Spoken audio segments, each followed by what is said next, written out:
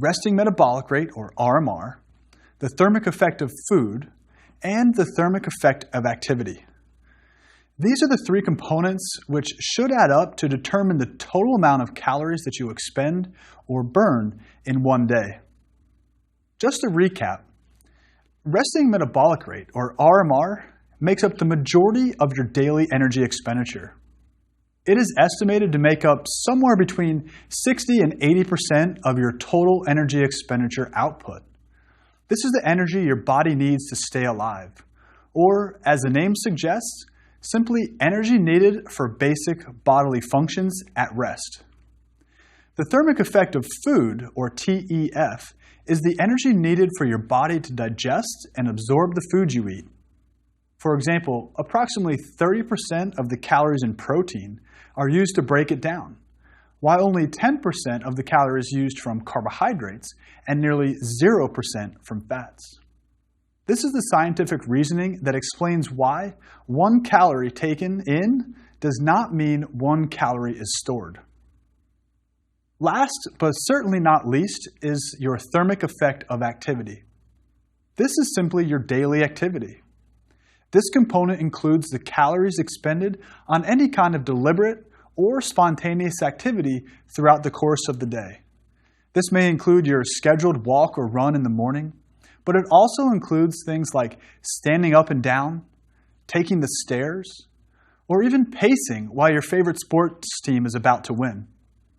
Now, the activity part of your total energy expenditure is what I'll focus on for the next few lectures. So, what is the caloric cost of exercise?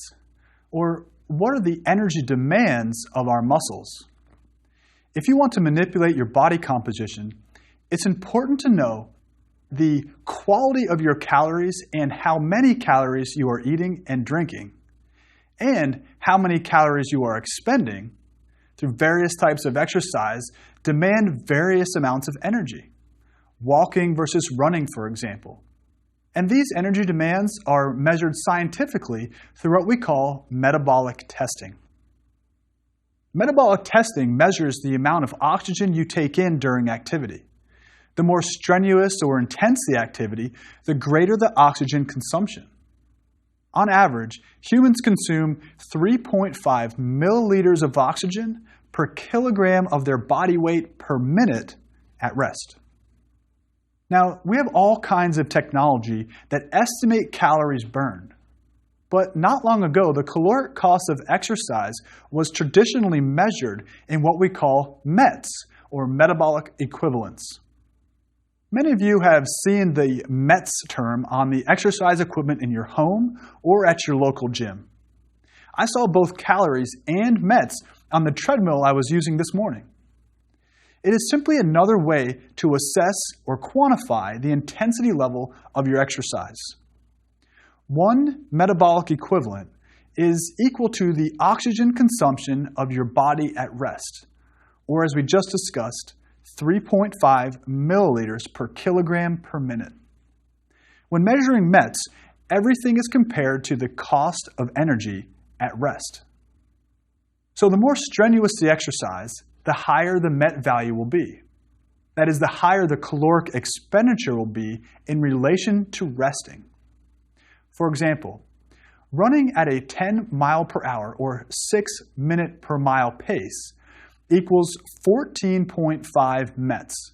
And that means that it requires 14.5 times more energy than resting. Now, using METs as a measure of your exercise intensity might seem a bit odd and strange at first. But if you're trying to determine the amount of calories you burn when you're exercising, in other words, your caloric cost of exercise, then a great estimate is to simply multiply the MET value by your body weight in kilograms.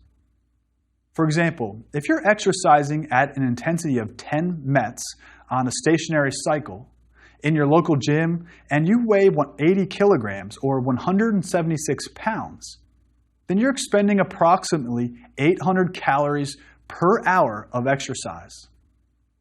And just as a side note, I know this is much easier for those of you who use the metric system already.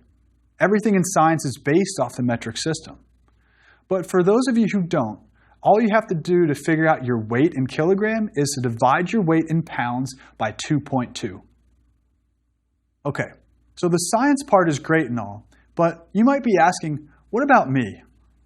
How does this apply to my daily life? How long does it take to burn off that bag of chips I just ate or the 2 extra cookies I ate after dinner last night? Do I have to walk for an hour? Walk for 2? Let's tackle these questions with a little case study of our own. As you probably already know, the type of exercise you participate in dictates how many calories you burn. And how many times have you heard someone say, you burn more fat walking than you do running? So why run? Walking hits my fat burning zone.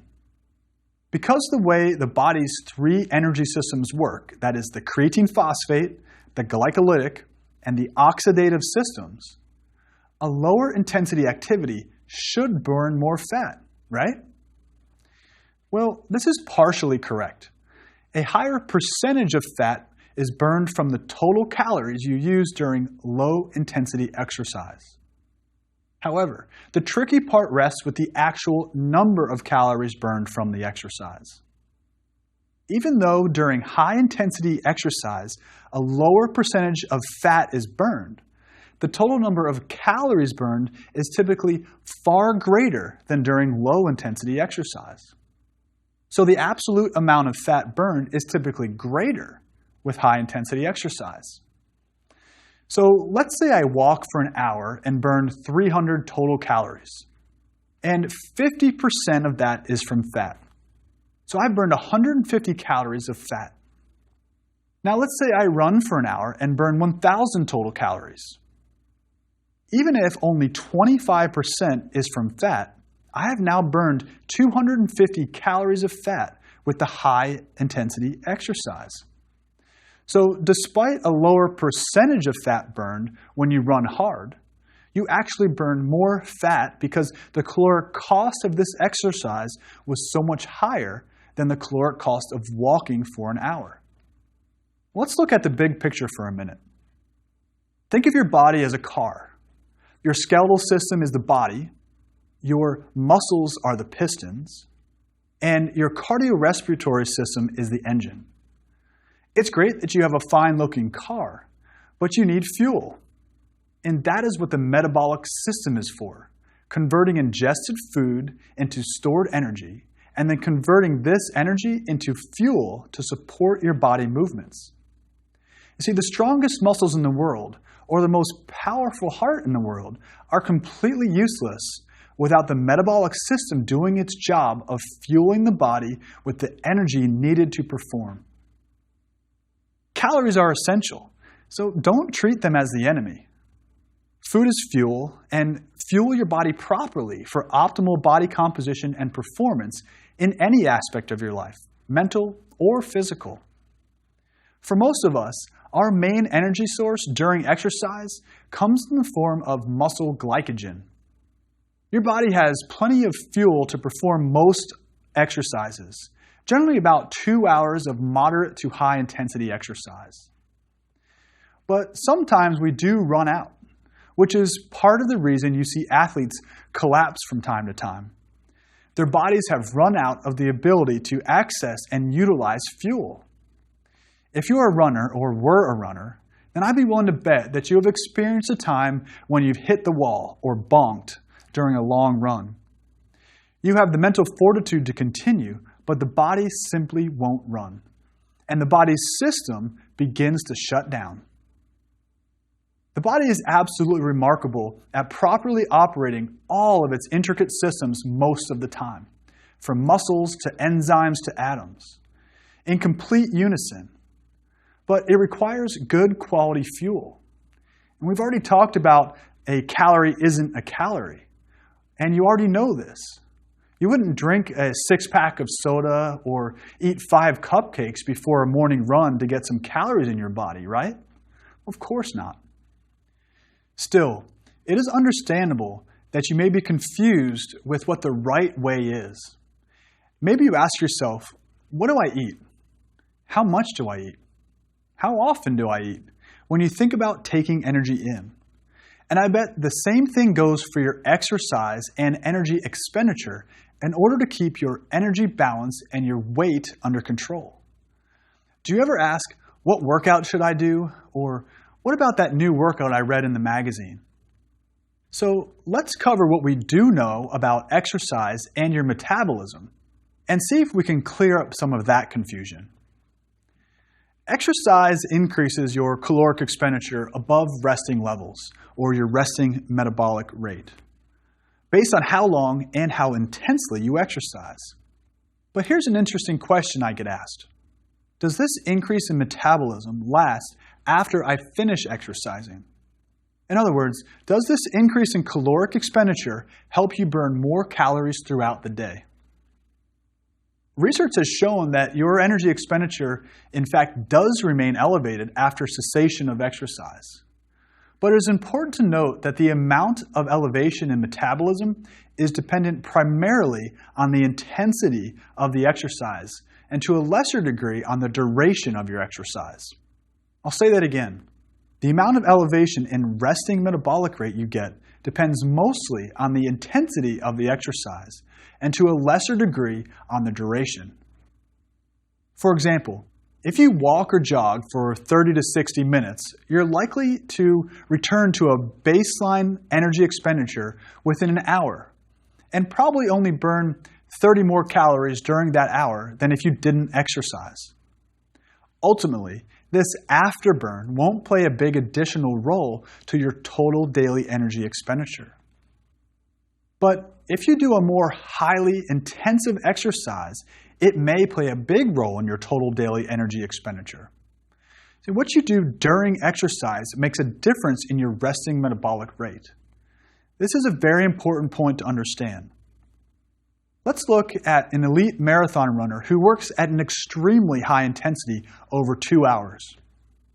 Her post-exercise energy expenditure will remain elevated for an extended period of time and could potentially play a large role on your total daily energy expenditure, or calorie expenditure. Once again, whether you get a lasting higher RMR after exercise is primarily a factor of intensity and to a lesser extent, duration. Pretty much the same concept applies to lifting weights. Plenty of research has shown that vigorous weight training can increase your metabolic rate for hours after exercise. However, the average person who takes long breaks between sets will likely not see a large enough elevation to play a significant role on total daily energy expenditure. So there is the potential that you could increase your caloric expenditure once you finish exercise.